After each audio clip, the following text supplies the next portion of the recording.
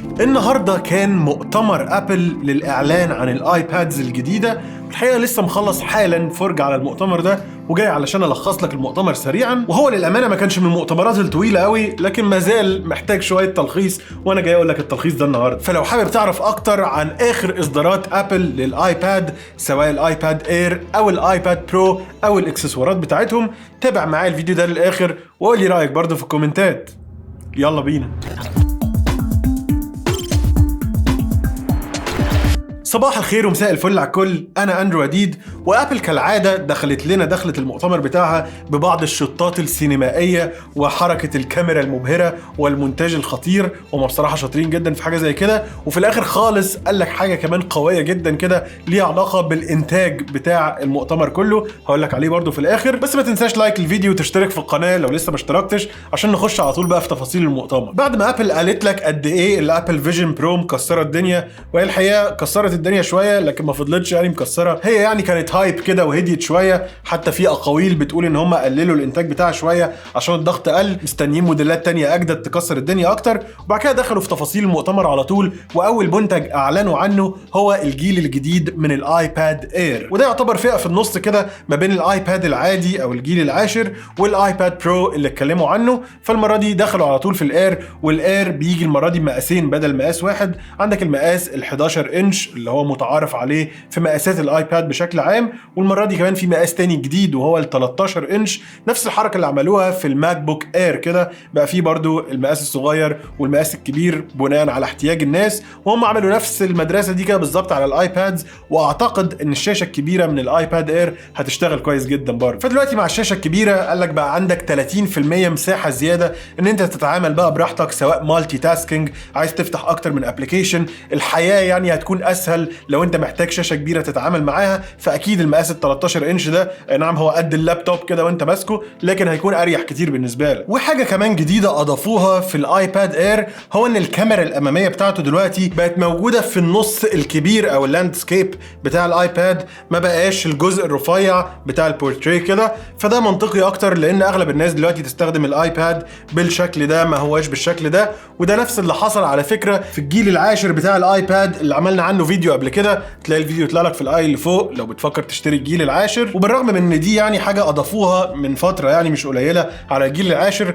لكن لسه ضايفينها المره دي على الاصدارات الجديده بتاعت الايباد. السماعات كمان قال لك بقت اقوى بشويه حلوين، خاصه في البيس، وبالذات في الموديل الاكبر ال 13 انش كمان. فيعني جاب لك واحد وهو بيسمع كده وبعد كده الصوت اشتغل فاتخض، يعني مع ان هو اكيد عارف انه هيتخض لانه بيصوروه. وقال لك ان الايباد اير بيجي باربع الوان، وهم الالوان اللي انت شايفهم قدامك دول فيهمش اي لون مطرقع كده او اي حاجه زي ما شفنا في الجيل العاشر زي البامبي قوي اللي معايا ده كده، لكن المره دي الالوان اهدى شويه وشيك وحلوه بصراحه. ولو جينا نتكلم عن اداء الايباد اير الجديد، المقاسين نفس الاداء بالظبط وهتختار المساحه اللي انت عايزها، لكن دلوقتي بقى جواهم شريحه الام 2 تشيب، ودي اول مره نشوف شرايح الام موجوده في الاير بعد ما كنا بنشوف بقى الاي حاجه بايونيك اللي كنا بنشوفهم في الايفونز كده. فالمره دي حطوا لك الام 2 تشيب، ودي نقله كبيره جدا في الاداء بتاع الايباد اير عن الاصدارات اللي فاتت. وبسبب التغييرات البسيطه اللي حصلت في التصميم وفي الشريحه الام 2، دلوقتي الايباد اير بقى بيدعم الماجيك كيبورد، ان انت تقدر تحطه على الاكسسوار بتاع الكيبورد ده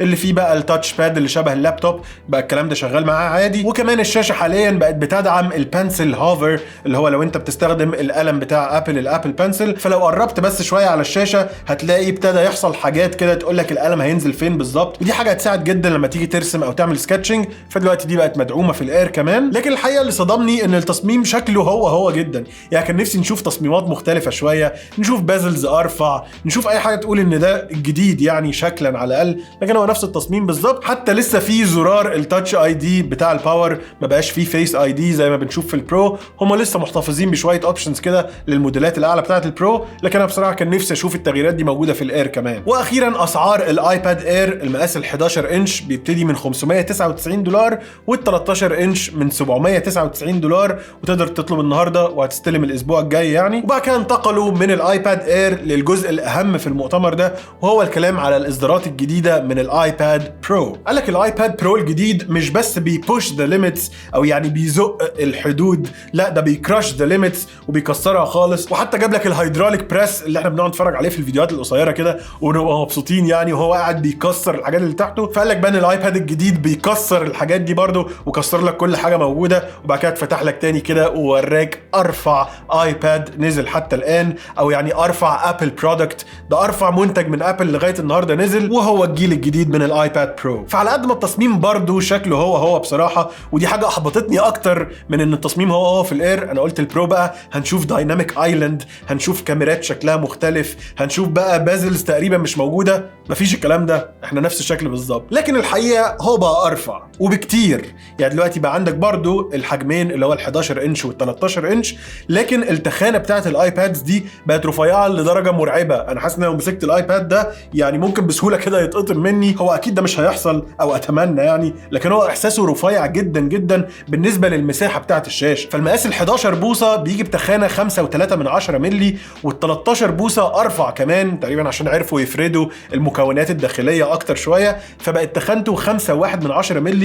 وقام قايل لك ده حتى ارفع من الايبود نانو اللي هو تقريبا ارفع منتج لابل قبل الايباد ده. والموضوع بصراحه مبهر بشكل قوي جدا، لكن نفس التصميم، ودي حاجه محبطه شويه زي ما قلت لك. وبعد كده قال لك الكلام على الشاشه وقد ايه هي مبهره جدا، وبصراحه هي مبهره. فاول مره يقدموا الاولاد في شاشه ايباد، ودي حاجه يعني رهيبه جدا بصراحه. انت اكيد لو عارف شاشات الاولاد قد ايه نقاء الالوان والتباين كده ما بين الاسود والابيض والغامق والفاتح، وقد ايه الاسود غامق جدا لان هي بكسلات مطفيه. فهي كلها مميزات بصراحه فظيعه جدا، الا ان سطوع الشاشات الاولاد ما بيكونش عالي قوي. فابل قالت لك يعني هنسيبها كده مظلمه شويه، لا احنا نعمل شاشتين اولاد مع بعض علشان نضيف السطوع بتاع دي مع السطوع بتاع دي، فناخد مميزات الاولاد مع درجه سطوع عاليه جدا بتوصل لغايه 1000 نتس في العادي و1600 نتس بيك برايتنس من شاشه اولاد، ودي ثوره في حد ذاتها. وقال لك النظام ده في تكنولوجيا جديده لشاشات الاولاد اسمها تاندم اولاد، اللي هم الشاشتين اللي راكبين كده على بعض، وسمى لك الشاشه دي بقى ايه؟ اسماء ابل المبهره الترا ريتنا اكس دي ار.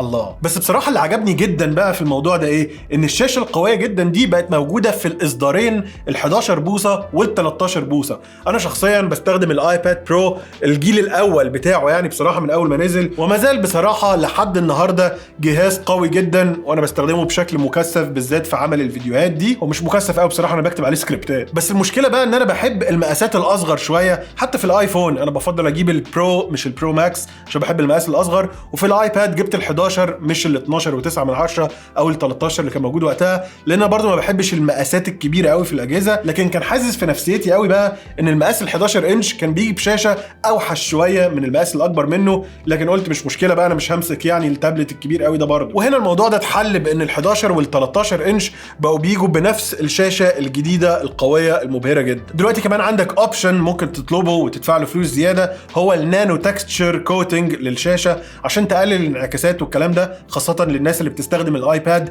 للتلوين الاحترافي للفيديوهات والصور والكلام ده كله. قد يكون دي حاجة هتفرق معاك، لكن انا شايف ان هي بصراحة لما بتحط اللاير دي على الشاشة بتقلل شوية برضو من الكونتراست والتباين عن الشاشة لما بتكون لميع كده، لكن هي بصراحة على حسب اختيارك الشخص. وبعد كده نقلك بقى على اداء الايباد برو الجديد، ودي كانت نقلة كبيرة قوي لان اخر ايباد برو كان بيجي بشريحة الام 2 اللي هي اصلا قوية جدا، لكن المرة دي قالك بقى احنا مش هنروح للام 3، ده احنا يعني مغيرين في الايباد جدا يعني، حتى بشوف نفس الشكل بالظبط. فهنحط بقى لاول مره شريحه الام 4 في اي جهاز ابل، اول مره نشوفها النهارده تم الاعلان عنها في الايباد برو الجديد. شريحه شغاله بمعماريه الجيل الثاني من ال3 نانومتر، عندك 4 بيرفورمانس كورز و6 افشنسي كورز في السي بي يو اللي هي سريعه جدا يعني. خلي بالك الام 4 ده غالبا يعني هو اقوى بكتير من اي حاجه انت ممكن تكون محتاجها في الايباد، زي ما الام 3 كان اقوى بكتير والام 2 برضو اقوى بكتير، فهم بس بيعلوا على بعض يعني ان احنا لازم نبقى اجمد من الاصدار اللي فات، لكن هو كل الجمدان ده انت غالبا مش هتحتاجه في حاجه. وعندك الجي بي يو دلوقتي كمان بيجي ب 10 كورز وبيدعم الري تريسنج والماش شيدنج وشويه حاجات برضو قويه جدا، خاصه في حته الالعاب. لو انت عايز تستخدمه في الالعاب او الرندرنج او الحاجات اللي بتتطلب جرافيكس قويه هيسد معاك طبعا، مفيش مشاكل خالص. فهو تقريبا 4 مرات اسرع من الاصدار اللي فات بتاع الام 2. ويعني عشان تاخد الاداء بتاع الام 2 انت ممكن تاخده من الام 4 لكن بنص استهلاك الطاقه، وده الابهار في السيليكون بتاع ابل او الشرايح الجديده بتاعه الام اللي بيعملوها. كل مره بيتطوروا في موضوع استهلاك الطاقه ده، فدلوقتي انت تقدر تاخد اداء ام 2 بنص الطاقه اللي كان بيستخدمها الام 2. وطبعا كعاده ابل دخل لك مقارنه كده مع لابتوب بي سي، قال لك انت بقى ممكن تاخد نفس الاداء بتاع البي سي القوي جدا في اللابتوب ده بربع الطاقه اللي البي سي بيستغلها. وطبعا احنا ما عرفناش ايه هو البي سي ولا ايه هو اللابتوب ولا اي حاجه، هي مقارنه مبهمه كده من ضمن الحاجات اللي بيعملوها علشان يبهروك، لكن احنا مش فاهمين قوي ابعادها بصراحه. بعد كده ركزوا على الجزء بتاع النيورال انجن اللي هو المسؤول عن المهام اللي ليها علاقه بالذكاء الاصطناعي، وانا اعتقد ان دي حاجه جايه قريب بشكل قوي جدا، هنشوفه غالبا في مؤتمر ابل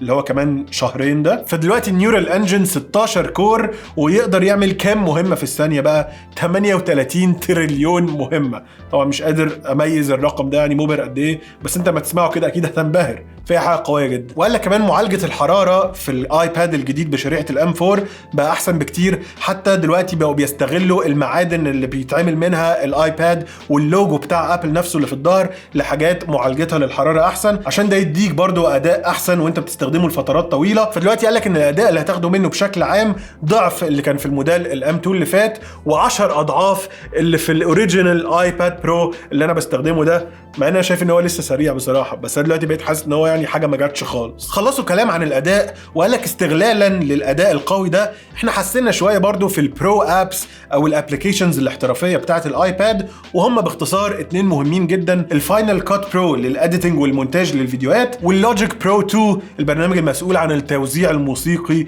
والتسجيل والحاجات الموسيقيه القويه جدا دي. فدلوقتي الفاينل كات برو بقى اسرع بكتير في الريندرنج، لو انت بتمنتج عليه على الايباد هيطلع لك الفيديوهات اسرع بكتير. ودلوقتي بقى بيدعم حاجه قويه ان انت تقدر تعمل مالتي كام لايف ستريم كده، لو انت عايز تصور بكذا ايفون وايباد كلهم يقدروا يتجمعوا على البرنامج ده، وتقدر تبقى قاعد كده ماسك الايباد برو الجديد كانك مخرج وشايف الكاميرات كلها قدامك وتبقى متابع اللي بيحصل كده وتختار عايز انهي كاميرا اللي تبقى باينه وبتاع. الموضوع بصراحه قوي جدا، بس الفئه معينه جدا وهو يعني الفيلم ميكرز والسينماتوجرافرز والمخرجين والكلام ده، لكن اغلب الناس طبعا مش هيفرق معاهم الكلام ده حاجه تانية مهمه انك لو موصل الايفون ككاميرا فانت تقدر تتحكم في الكاميرا بتاعت الايفون مانيوال تماما، كانك بقى فاتح يعني ابلكيشن بقى مانيوال ولا فاتح كاميرا بروفيشنال، بتتحكم بقى في كل الحاجات بتاعت الكاميرا بتاعتها اللي ما بتقدرش تتحكم فيها من تطبيق الكاميرا العادي في الايفون، ودي حاجه برضو هتفرق جدا مع المصورين. بعد كده دخل يتكلم لك شويه عن لوجيك برو اللي هو البرنامج بتاع التوزيع والموسيقى والتسجيل، وانا يعني كواحد موسيقي اصلا برضو انبسطت قوي بالكلام ده، لكن انت شخصيا ما افتكرش انك هتنبسط قوي، لكن هو في اي فيتشرز وحاجات ذكاء اصطناعي في الافكتات وفي الالات اللي مستخدمه، ويعني شويه حاجات كده برضو طوروا فيها كتير لكن مش مهمه قوي. بعد كده دخلوا اتكلموا عن الكاميرات في الايباد برو الجديد، وانا شخصيا ما بشوفش ان الكاميرات حاجه مهمه قوي يعني في التابلتس بشكل عام، لكن طوروا منها شويه. دلوقتي تقدر تصور بالكاميرا ال 12 ميجا بكسل الخلفيه فيديوهات 4K برو راز، برضو لو انت عايز تستخدمها في اديتنج ولا اي حاجه هتبقى تمام معاك. وبما اني بشوف ان فايده كاميرا التابلت دي بس لو انت عايز تصور اي دوكيومنت او يعني اي ورق او اي حاجه كانك بتعمل له سكان، فبقى في ميزه اضافيه هو انه يقدر يصور كذا شوت في نفس الوقت باستخدام الفلاش الذكي يعني، فتتجنب خالص ان يكون في اي شادو او ظل موجود على الحاجه او الورقه اللي انت بتعمل لها سكان دي. ودي حاجه بصراحه انا شايفها ممكن تبقى مهمه وعمليه جدا في النوع ده من استخدام كاميرا التابلت وانت بتصور دوكيومنت او ورقه عشان تعمل لها سكان كده، دي حاجه حلوه قوي. وتاني الكاميرا الاماميه حطوها في نص الجنب الطويل مش الجنب القصير في وضعيه اللاندسكيب زي ما شفنا قبل كده زمان في الجيل العاشر، ولسه شايفين من 10 دقايق كده في الايباد اير الجديد. والكاميرا دي فيها فيس اي دي موجود برضو جنب الكاميرا على طول في الجنب الطويل بتاع اللاندسكيب، ودي ميزه احنا عارفينها يعني من زمان في الايباد برو من اول الجيل الاولاني، فما فيش جديد قوي في الحته دي. ودخلوا بعد كده على اكسسوارات الايباد برو الجديده اللي هم يتلخصوا في الماجيك كيبورد الجديد والابل بنسل برو الجديد. الماجيك كيبورد الجديد انا مش شايف ان هو فرق قوي يعني، هو نفس الفكره كده ونفس السعر المبالغ فيه، لكن بقى عندك دلوقتي صف زراير فوق كده اللي هم الفانكشن باتنز، عايز تعلي الاضاءه بتاعه الشاشه تقللها، تعلي الصوت توطي الصوت، كانه يعني لابتوب اكتر شويه، لان التاتش والتاتش باد كمان حسنوها اكتر وبقت اقرب للتاتش باد او التراك باد اللي في الماك بوك. اما بالنسبه للابل بنسل برو فهو نفس الشكل بالظبط بتاع الابل بنسل العادي اللي انا بستخدمه، اللي هو الجيل الثاني ده، ما اتغيرش خالص الديزاين بتاعه، بس بقى مكتوب بنسل برو فوق كده بدل بنسل بس، لكن بقى فيه شويه اوبشنز زياده لطيفه جدا بصراحه. فدلوقتي بقى بيدعم ان انت تفعص القلم علشان تعمل حاجه، مش بس دبل تاب زي ما اتعودنا قبل كده، وكمان في جايروسكوب بيعرف الاتجاه بتاع دوران القلم ده ايه، بحيث ان انت لو بترسم بفرشه معينه اللي هي الفرش المبططه دي، فانت لو لفيت القلم وانت بترسم هتلاقي ان الفرشه نفسها بتلف معاك على الشاشه، ودي حاجه يعني برضو هتفرق جدا مع الرسامين والناس اللي بتعمل سكتشات كده على برامج زي بروكرييت مثلا. وبمناسبه بروكرييت فجابوا لك السي او بتاع بروكرييت عشان دول ابل يعني، وقعد يتكلم عن قد ايه الايباد الجديد بالشريحه الجديده بالبنسل الجديد مبهرين جدا في عالم الابداع اللي الناس بتستخدم بروكرييت ممكن تشوفه. وقال لك ان هم اضافوا كمان في الابل بنسل الجديد الشريحه اللي تخليه موجود جوه تطبيق فايند ماي، فانت لو ضيعت القلم ده لاي سبب تقدر تلاقيه من الايفون بتاعك وتعرف هو فين بالظبط كده لو تايه منك ولا محشور في الكنبه ولا اي حاجه. فدي اضافه جديده لطيفه. وبالمناسبه كمان الابل بنسل برو الجديد بيشتغل كمان مع الايباد اير الجديد،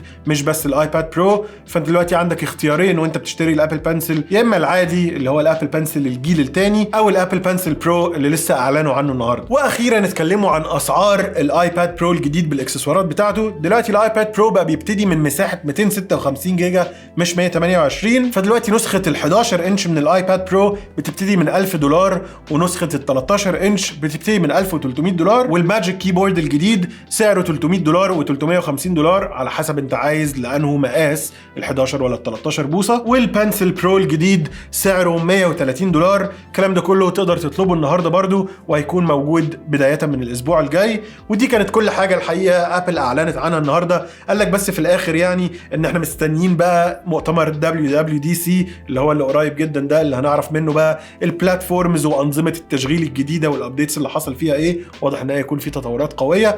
وابهرونا في اخر الفيديو وقال لك ان الفيديو ده كل الشطات اللي انت شفتها متصوره بره والكلام ده كله متصوره بايفون ومعمول لها اديتنج على ماك، وزودوا كمان ايباد يساعد في الاديتنج. ودي حاجه مبهره ان هم يقدروا يطلعوا كل المنظر الانتاجي القوي جدا ده بمجرد تليفون بيصور وايباد بيمنتج. والموضوع بصراحه قوي جدا كعاده ابل في ابهارنا، لكن ما ابهرناش في حته ان التصميمات هي وانا بصراحه كان نفسي اشوف تغييرات شكليه اكتر من كده بكتير. وبس كده، دي كل حاجه اعلنوا عنها النهارده في مؤتمر ابل للاعلان عن الايبادز الجديده. لو عجبك الفيديو ده ما تنساش تعمل لايك للفيديو وتشترك في القناه، وما تنساش كمان تتابعني على انستجرام وتيك توك، فيديوهات قصيره لطيفه كده وستوريز يوميه، هتلاقي الروابط كلها موجوده تحت. ولو عندك سؤال في اي حاجه او افكار لفيديوهات حابب انك تشوفها بعد كده اكتبها لي كلها في الكومنتس وانا هقرا الكومنتات كلها، واشوفك في الفيديوهات الجايه. سلام.